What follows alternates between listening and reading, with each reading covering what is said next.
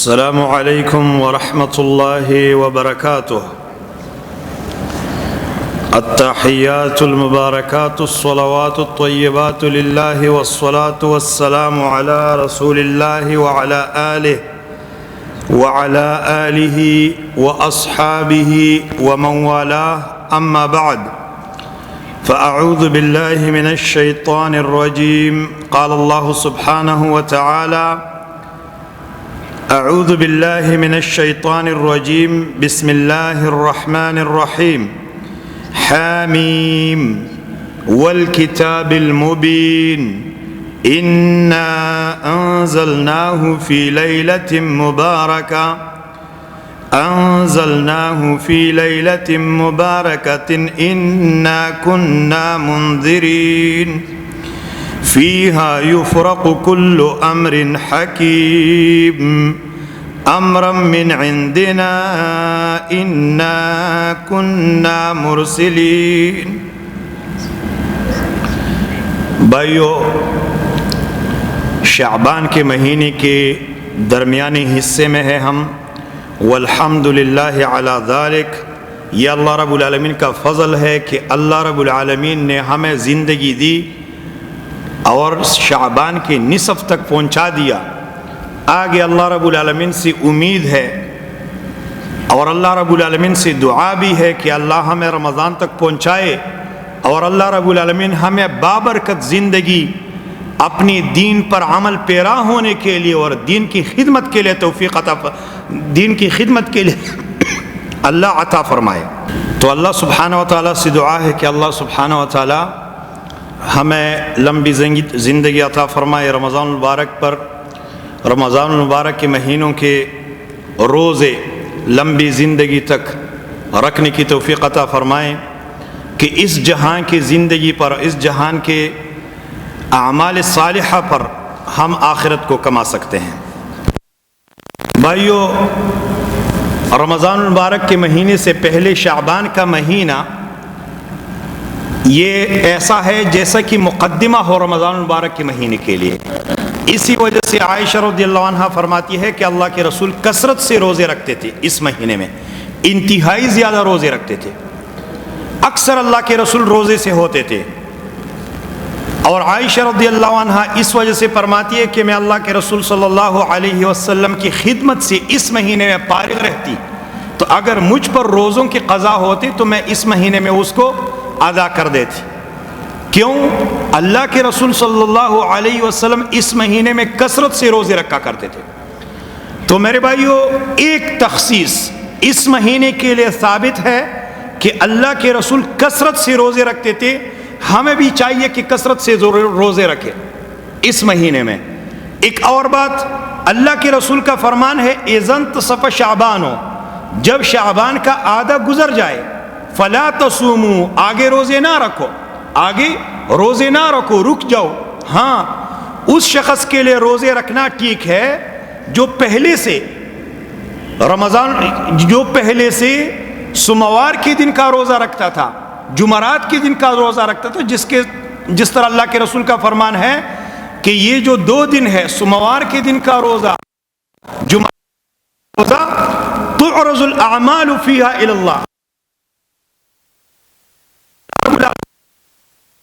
ہوتے ہیں. کس دن؟ سوموار کے دن کو اور جمعرات کو.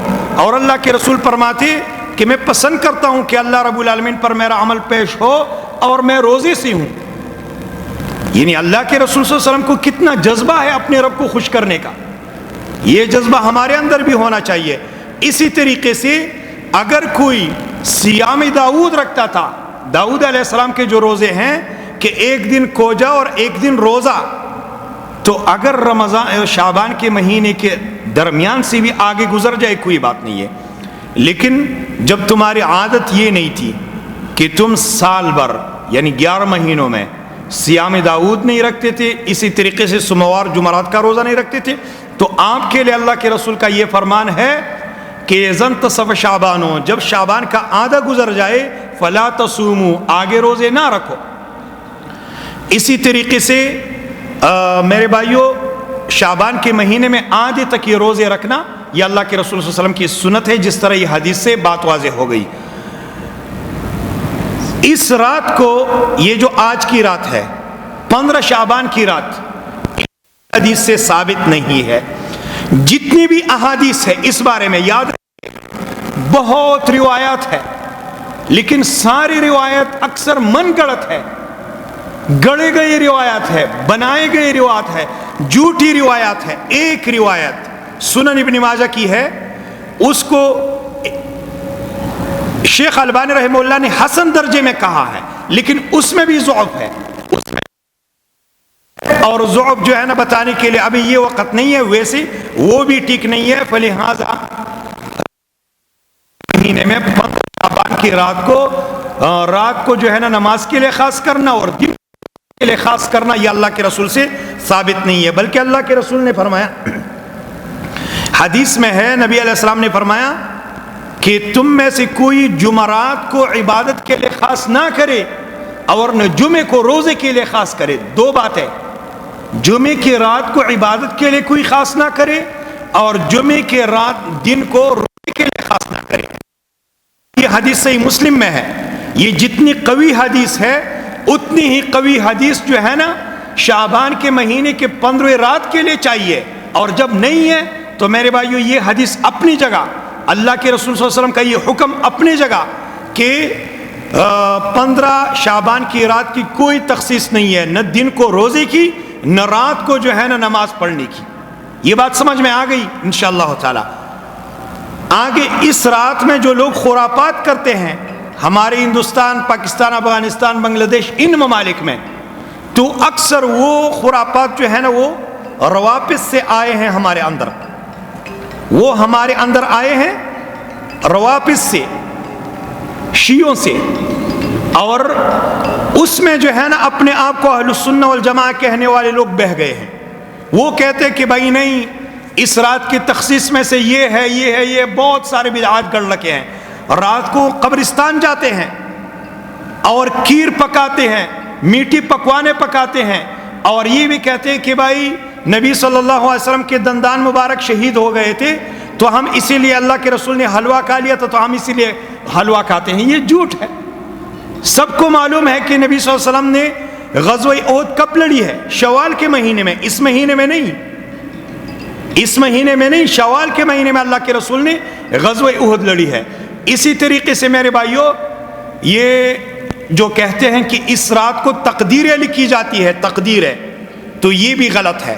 تقدیر لکھنے کا مسئلہ وہ بھی غلط ہے۔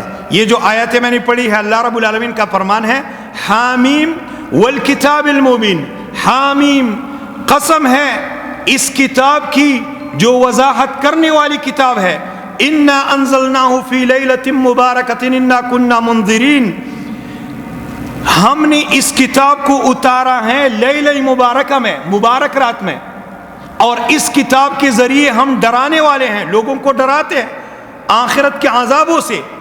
فیہا یفرق کل امر حکیم، اس رات ہر محکم بات جو ہے نا وہ فیصل کی جاتی ہے، اس کا فیصلہ کیا جاتا ہے۔